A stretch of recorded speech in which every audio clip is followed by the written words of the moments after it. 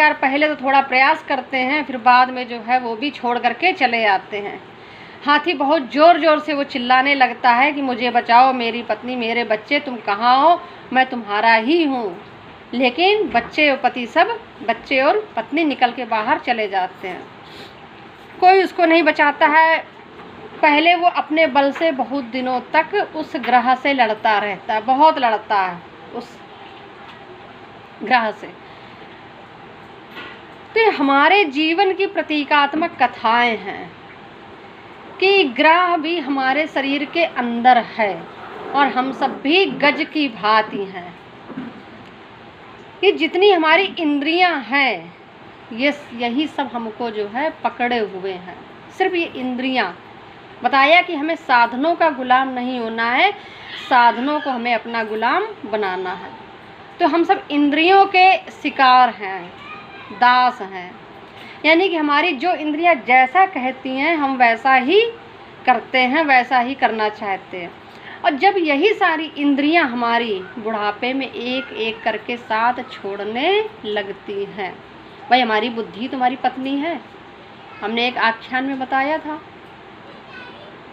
कि हमारी बुद्धि हमारी पत्नी है और ये इंद्रियां ही हमारे जो है परिवार और संबंधी की तरीके से हैं कि हम इनको पकड़े बैठे, हम इनको ही सत्य मानते हैं।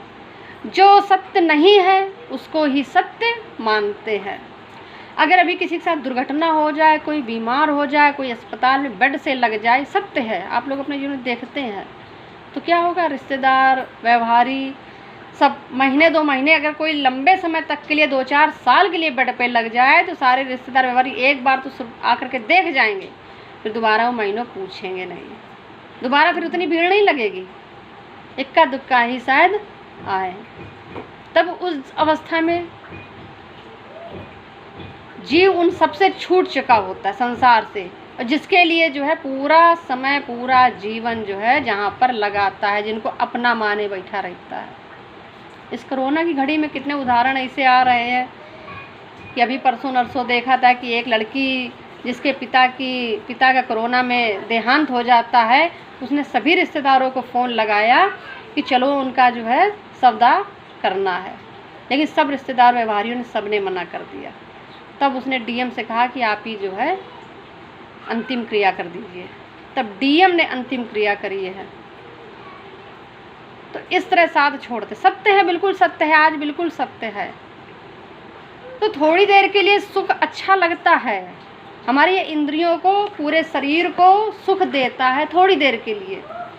कोई अपना कह देता है, कोई आ जाता है, कोई गले मिल लेता है, कोई सहायता कर देता है, कोई वस्त्र दे देता है, कोई दान दे देता है, कोई आर्थिक मदद कर देता है। थोड़ी देर के लिए कर सकता है, एक बार कर देगा, लेकिन जो निरंतर हमारी मदद कर रहा है, हर पल कर रहा है, जिस स्थिति में कोई नहीं होता उस स्थिति में केवल वो ही नज़र आता है। जब डॉक्टर भी जवाब दे देते हैं, जब कोई नहीं नज़र आता तब एक वही नज़र आता है। तो उस पल को याद रखना चाहिए, उस पल को पकड़ के रखना चाहिए। तो बड़ा संघर्षमय जीवन है और बड़ा सरल भी है। संघर्षमय इसलिए है कि हमें परिवार से नहीं दुश्मनी करनी, परिवार से नहीं लड़ना है, समाज से नहीं लड़ना है, अपनी इन इंद्रियों से लड़ना है जो हमारे ही शरीर में है, हमको ही हमसे नहीं मिलने देती हैं। हमारी इंद्रियां हमको हमसे नहीं मिलने देती हैं, सबसे बाहर तो मिलना चाहती हैं, लेकिन कभी कोई जीव सब कुछ हटा करके कभी खुद से मिलने का नहीं प्रयत्न करता है कि कभी हम खुद से मिले, स्वयं से मिले, हम स्वयं को देखें कि आनंद सुख हमें कौन दे देता, कितना सुख दे देता है। एक परिवार में ही कितने बार दिन में लड़ाई झगड़ा होता है, फिर मेल मिलाप होता है, फिर लड़ाई झगड़ा, फिर मेल मिलाप। स्वार्थ के लिए सब इकट्ठा है एक साथ, अन्यथा कौन इकट्ठा किसके साथ रह सकता है। जहाँ सबके जितने हित पूरे होते जाते हैं उतना ही वो दूर हटता चला जाता है।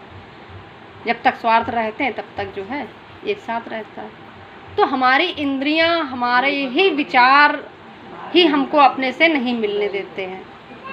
तो यही ग्रह है, मतलब ग्रहित हैं हम लोग, ग्रसित हैं, ग्रहण किए हुए हैं। जो कुछ ग्रहण किए हुए हैं बस वही हमको खींच रहा है दलदल में। और कोई यहाँ पर राक्षस नहीं है, कोई दैत्य नहीं है, कोई भूत नहीं है, कोई समाज नहीं है, कोई परिवार नहीं है, कोई नहीं किसी को पकड़े बैठा है। आप अभी किसी को एक बार छोड़ के देखिए, अगला आपको 100 बार छोड़ देगा। आप किसी को एक बार फ़ोन ना कीजिए, 4 बार फ़ोन ना कीजिए, अगला वो आपको 5 महीने फ़ोन नहीं करेगा आपको।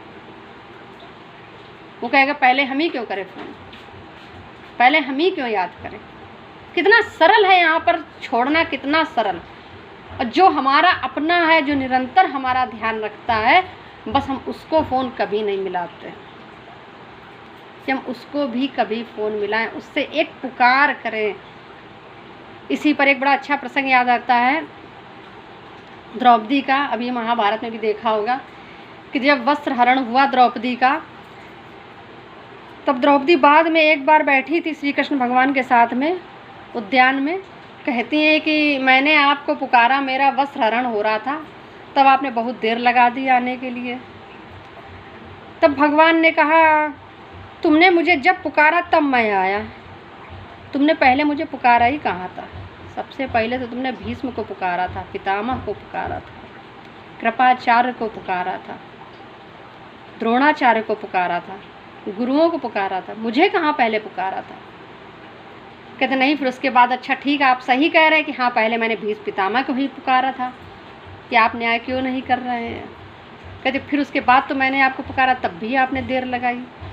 कहते नहीं, उसके बाद भी तुमने मुझे नहीं पुकारा, तब तुम्हारे 5 पति बैठे थे, तुम उनको पुकार रही थी, उनकी ओर देख रही थी। जब तुमने उनकी ओर देखा है आशा भरी नज़रों से, तो उनको देखा है कि वो सर झुकाए हुए बैठे हैं असहाय, तब तुम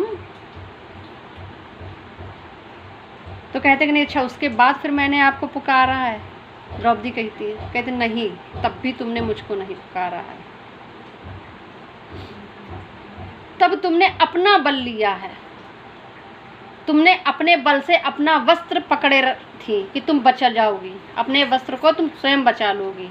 जब तुमने देखा कि तुम्हारा बल छीड़ पड़ रहा है, तुम अपने साड़ी को नहीं खींच पा रही हो, नहीं वस्त्र हरण को रोक पा रही हो, तुम अपने बल से हार गई हो, तब भी तुमने मुझको नहीं पुकारा।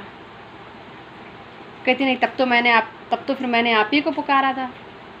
कहने तब तो फिर तुम जो है भगवान जगन्नाथ को पुकार रही थी, हे द्वारकाधीश, हे द्वारकाधीश। मैं तो अदृश्य रूप से, सूक्ष्म रूप से उसी सभा में उपस्थित था, तुम्हारे अंदर बैठा हुआ था, मैं तो तुम्हारे अंदर हूँ। तुम द्वारकाधीश को पुकार रही थी, तुम इतनी दूर चली गई, सैकड़ों किलोमीटर, तो मुझे तुम्हारे